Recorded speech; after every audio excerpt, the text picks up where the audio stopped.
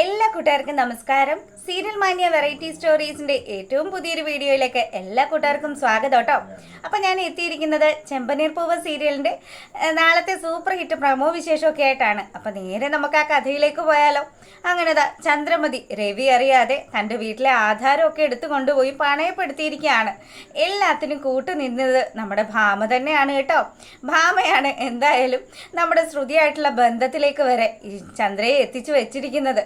അതുകൊണ്ട് മുട്ട പണിയാണ് നമ്മുടെ ചന്ദ്ര ഇരന്ന് വാങ്ങാൻ പോകുന്നത്. എന്തായാലും അത്തരത്തിലുള്ളൊരു തകർപ്പൻ പ്രമോ തന്നെയാണ് പുറത്ത് വന്നിരിക്കുന്നത്. അപ്പം ഇവിടെ ചന്ദ്ര ഓരോ കാര്യങ്ങൾ ചെയ്ത് തൻ്റെ മകൻ്റെ ജീവിതം മെച്ചപ്പെടുത്തുമ്പോഴത്തേക്കിനും ആ കാര്യങ്ങളെല്ലാം ചന്ദ്രയ്ക്ക് ഭാവിയിലേക്ക് വരുന്ന മുട്ടൻ ഒരു പണി തന്നെയാണ് എന്ന് ചന്ദ്ര തിരിച്ചറിയുന്നില്ല. അങ്ങനെ ആധാരം പണയപ്പെടുത്തി 10 ലക്ഷം രൂപ എടുത്തു. ആ പൈസ കൊണ്ടുപോയി നമ്മുടെ ശ്രുതിയെ ഏൽപ്പിക്കുമ്പോഴത്തേക്കിനും ശ്രുതിയുടെ ഒരു മാസ് ഡയലോഗുണ്ട്. ശ്രുതി പറയുന്നത് മറ്റൊന്നും അല്ല കേട്ടോ, ഇതുപോലെയുള്ളൊരു അമ്മയായിരുന്നു എനിക്കും ഉണ്ടായിരുന്നത്. എൻ്റെ അമ്മയുടെ മരണശേഷം ഇത്രയധികം ഒരാൾ എന്നെ സ്നേഹിച്ചിട്ടില്ല എന്നുള്ള കാര്യമൊക്കെ പറഞ്ഞ് ചന്ദ്രയെ അങ്ങ് സോപ്പിട്ട് പതപ്പിക്കുക. അപ്പം ചന്ദ്ര വിചാരിക്കുന്നത് തൻ്റെ മരുമകൾക്ക് ഇത്രയധികം തന്നോട് സ്നേഹം. അപ്പം എന്തായാലും മോളും എൻ്റെ സുധിയും തമ്മിലുള്ള വിവാഹം നടക്കണം, അതിനുവേണ്ടി തന്നെയാണ് ഞാൻ ഇത്തരത്തിലുള്ള കാര്യങ്ങളൊക്കെ ചെയ്യുന്നത് എന്നും പറഞ്ഞ് ചന്ദ്ര വളരെ സന്തോഷത്തോടു കൂടി മകളുടെ കാര്യങ്ങളെല്ലാം നല്ല ഭംഗിയായി തന്നെ നടക്കട്ടെ എന്നൊക്കെ പറഞ്ഞ് കാശ് അവളെ ഏൽപ്പിച്ച് അവിടെ നിന്ന് മടങ്ങുക കേട്ടോ. അപ്പോൾ നമ്മുടെ ഭാമയോട് ചന്ദ്ര ഒരു കാര്യം ഇങ്ങനെ പറയുന്നുണ്ട്, എടി ഇത് പ്രശ്നമൊന്നും ആവില്ലല്ലോ അല്ലേ, രവിയേട്ടൻ അറിഞ്ഞു കഴിഞ്ഞാൽ പിന്നെ വിഷയമാകും. അവള് കടയൊക്കെ തുടങ്ങി കഴിയുമ്പോഴത്തേക്കിനും പൈസ തിരികെ തരുമായിരിക്കുമല്ലേ, എൻ്റെ ആധാരം എടുക്കണമല്ലോ. അപ്പം ഭാമയാണെങ്കിലോ നമ്മുടെ ചന്ദ്രയെ ആശ്വസിപ്പിക്കുകയാണ്, നീ പേടിക്കൊന്നും വേണ്ട, എന്തായാലും നീ വിചാരിക്കുന്നതിനെക്കാട്ടിലും മുന്നേ തന്നെ ശ്രുതി എല്ലാ കാര്യങ്ങളും വളരെ കെങ്കേമമായി തന്നെ ചെയ്തു തരും. നിന്റെ ആധാരം അത് ചെവി അറിയാതെ നിന്റെ കൈവശം അവൾ കൊണ്ടുവന്ന് തരുമെന്നുള്ള കാര്യമൊക്കെ പറയാണ്. അപ്പം എന്താ ഇങ്ങനെ ഇവര് സംസാരിച്ചൊക്കെ പോവാണ്. അപ്പം വീട്ടിലേക്ക് കുറച്ച് സാധനമൊക്കെ വാങ്ങിക്കണമെന്ന് പറഞ്ഞാണല്ലോ നമ്മുടെ ചന്ദ്ര വീട്ടിൽ നിന്ന് ഇറങ്ങിയത്. പക്ഷെ പുള്ളിക്കാരി ഇതിന്റെ ഇടയിൽ കൂടെ നടന്നതുകൊണ്ട് തന്നെ സാധനങ്ങളൊന്നും വാങ്ങാനായിട്ട് വിട്ടുപോയിട്ടോ. അങ്ങനെ തിരികെ വീട്ടിലെത്തുമ്പോഴത്തേക്കിനും രവിയാണെങ്കിലോ, അല്ല ചന്ദ്രൻ നീ മാർക്കറ്റിലേക്കാണ് പോകുന്നത്, നിന്റെ ശ്രീകാന്തിന് വേണ്ടി എന്തൊക്കെയോ ഉണ്ടാക്കാനാണ് എന്നൊക്കെ പറഞ്ഞിട്ട് നീ ഒരു സാധനവും വാങ്ങിച്ചിട്ടില്ലല്ലോ. എൻ്റെ പൊന്നു മനുഷ്യ, അതെ നല്ല സാധനങ്ങളൊന്നും അവിടെ കണ്ടില്ല. പിന്നെ ഞാൻ ആലോചിച്ചു നാളെ എങ്ങാനും പോയി വാങ്ങിക്കാം എന്നുള്ള കാര്യം. അപ്പോൾ ചന്ദ്രമതി ഈ കാശിൻ്റെ കാര്യത്തിന് വേണ്ടിയിട്ട് ഒരുപാട് ഓടിയത് കൊണ്ട് തന്നെ പുള്ളിക്കാരി നല്ല ക്ഷീണിതയാണ്. അപ്പോൾ നേരെ പുള്ളിക്കാരി വീട്ടിലേക്ക് കയറുക. അപ്പം മോനും വന്ന് ചോദിക്കുന്നുണ്ട്, ഇതെന്താ അമ്മേ, ഞാൻ കുറേ നാൾ കൂടി വന്നതല്ലേ, എന്തെങ്കിലും എൻ്റെ അമ്മയുടെ കൈ കൊണ്ട് ഉണ്ടാക്കിയത് കഴിക്കാമെന്നൊക്കെ വിചാരിച്ചപ്പം അമ്മ ഇങ്ങനെയൊക്കെയാണോ ചെയ്യുന്നതെന്നൊക്കെ ചോദിച്ചു. ശ്രീകാന്ത് ഭയങ്കര പരിഭവം പറയാണ്. അപ്പം ഇവിടെ ഈ കാര്യങ്ങളൊക്കെ നടക്കുമ്പോഴോ നമ്മളെ കാണിക്കുന്നത് നമ്മുടെ സച്ചിയും രേവതിയും ആണ് കേട്ടോ. രണ്ടുപേരും കൂടെ കിട്ടിയ ഒരു ബസ്സിനൊക്കെ കയറി അങ്ങനെ കാഴ്ചകളൊക്കെ കണ്ടു പോവാണ്. മുത്തശ്ശിയുടെ നാട്ടിലേക്കുള്ള പോക്കാണല്ലോ. അപ്പം സച്ചിക്ക് ഒരുപാട് ഓർമ്മകൾ, സച്ചിയുടെ കുട്ടിക്കാലം മുഴുവനും മുത്തശ്ശിയോടൊപ്പം ആയിരുന്നത് കൊണ്ട് തന്നെ ആ ഓർമ്മകളെല്ലാം അവനുണ്ട്.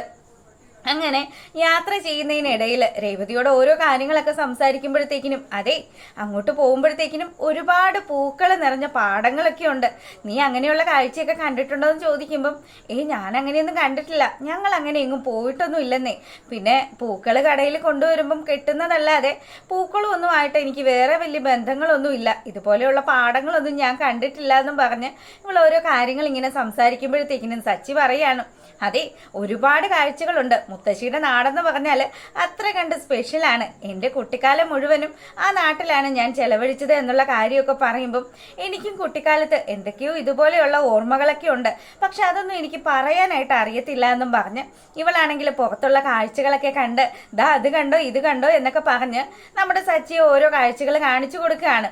അപ്പോഴത്തേക്കിനും നമ്മുടെ ശ്രുതിയുടെ അമ്മയും അതുപോലെ തന്നെ മോനും കൂടി ആ ബസ്സിൽ കയറുക കേട്ടോ. അപ്പം ഇവർ കയറിയതും ഇവള് കൊച്ച് നമ്മുടെ രേവതിയുടെ ബാക്കിലായിട്ടാണ് കൊച്ചു വന്ന് നിൽക്കുന്നത്.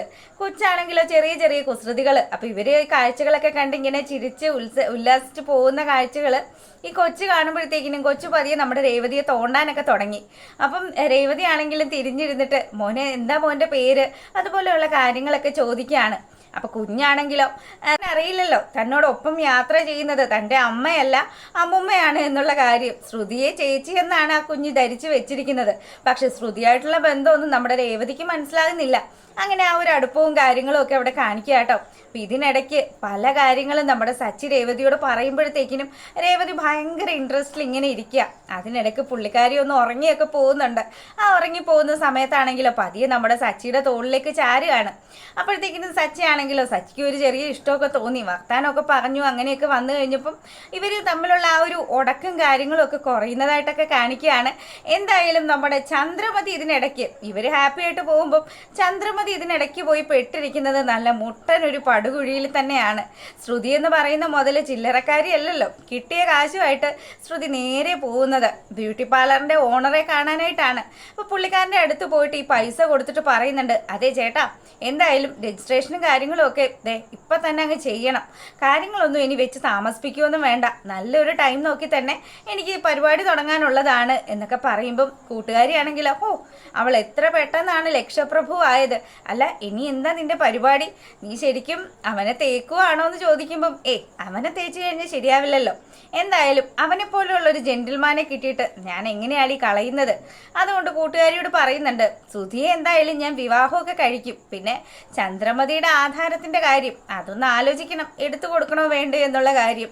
ഇവരിങ്ങനെ സംസാരിച്ച് പോകുമ്പോഴേ നമ്മുടെ ചന്ദ്രമതി ആണെങ്കിലോ ഈ കാര്യങ്ങളെല്ലാം ഉള്ളിൽ ഒതുക്കി വളരെ വീർപ്പുമുട്ടലിൽ നിൽക്കുകയാണ്. അപ്പം രവിയോട് പറയാൻ പറ്റത്തില്ലല്ലോ, പുള്ളി അറിയാതെയാണ് ആധാരം അടിച്ചുകൊണ്ട് പോയി പണയപ്പെടുത്തിയിരിക്കുന്നത്. അങ്ങനെ വിവരങ്ങൾ ശ്രുതിയോടെങ്കിലും പറയണം. ശ്രുതിയുടെ ഭാവി വധുവാണല്ലോ നമ്മുടെ ശ്രുതി. അതുകൊണ്ട് കാര്യങ്ങൾ അവൻ അറിഞ്ഞിരിക്കണമെന്ന് വിചാരിച്ചുകൊണ്ട് തന്നെ നമ്മുടെ ചന്ദ്രമതി ശ്രുതിയുടെ റൂമിലേക്ക് ചെല്ലുകയാണ്. അപ്പൊ ശ്രുതിയുടെ അടുത്ത് ചെന്നിട്ട്, മോനെ, അമ്മയ്ക്കൊരു കാര്യം പറയാനുണ്ട്.